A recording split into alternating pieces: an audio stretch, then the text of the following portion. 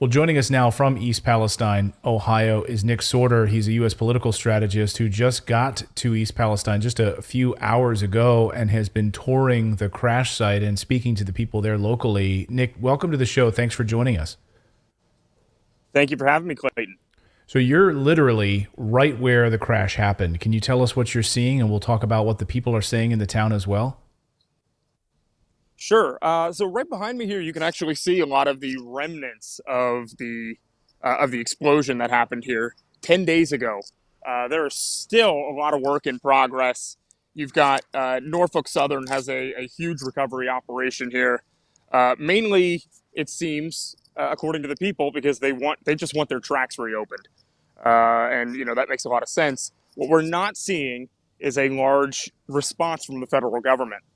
I have not seen anybody with the EPA or any other of the alphabet soup agencies here on the ground. Right over here is where you'll see that there's an actual intersection, and it actually happened right there. That is where the train car exploded. Um, And it doesn't and appear to be like a lot of action there. Have they been trying to keep you away from that site? to an extent, so I was actually able to cross over there before. I was actually able to drive through, and then they put them. I guess they didn't like me doing that, but I was able to do that before, and I was actually able to talk to some of the property owners around there and get their sentiments on what was going on. In particular, the property that is closest to where the explosion happened. I was able to have about a 30-minute conversation with her, and Yeah, she was able to. what did she say? She basically expressed the fact that the town has just been totally upended here. It's a small town. This is the epitome of small town America, right here.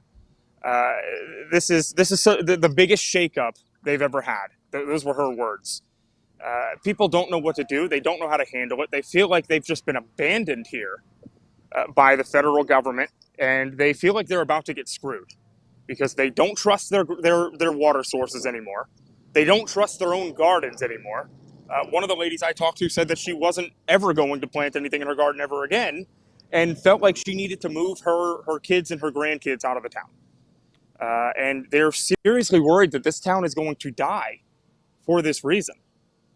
Of So course, and the it's reason I think one of the reasons you probably went there is because this has been silent. There's been no coverage of this. Watching the mainstream media newscasts last night, no coverage of this, no discussion of this. In fact, the word Chernobyl, America's Chernobyl, has been trending on Twitter over the past 24, 48 hours. That this could be the equivalent of what happened in Ukraine with nuclear fallout.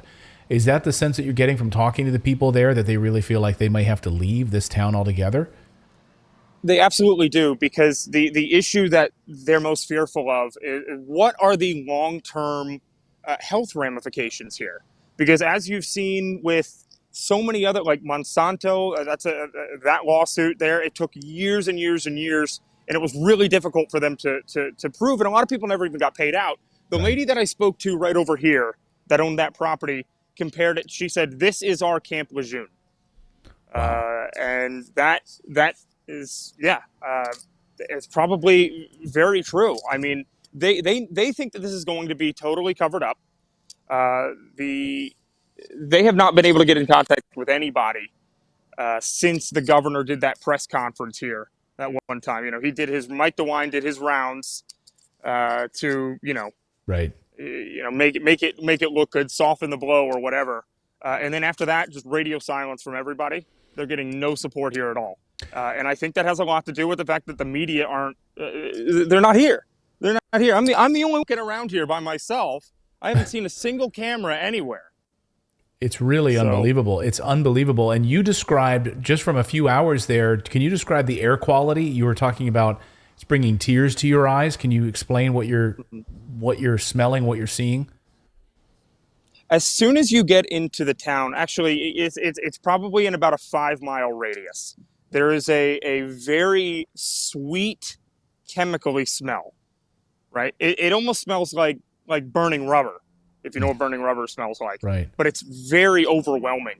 It tickles the back of your throat. And yes, my eyes were watering for the first, hour and a half. The thing that I pointed out on Twitter anyway, and a lot of people understand this, is after a while, you kind of get used to a smell.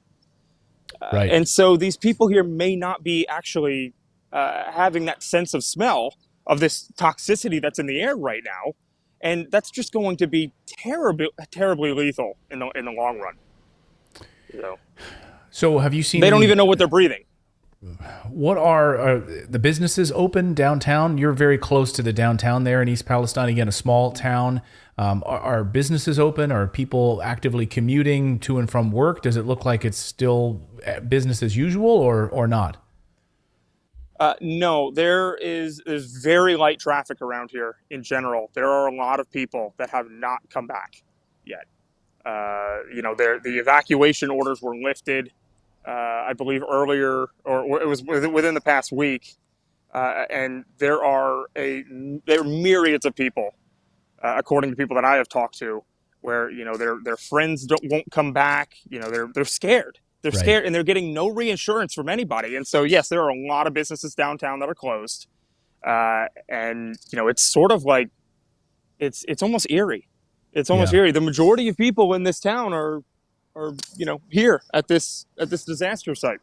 Nick, thank you so much for joining us. I know taking some time out as you're making your way around the town. Thank you for taking a few minutes to speak with us. We really appreciate it. I mean, please be safe. I mean, this is, of course, a major concern about the air quality, and I know the water quality is another big issue there with some of these chemicals. There's word, of course, that some of these chemicals could bind to water particles and basically stay in the water table for years to come.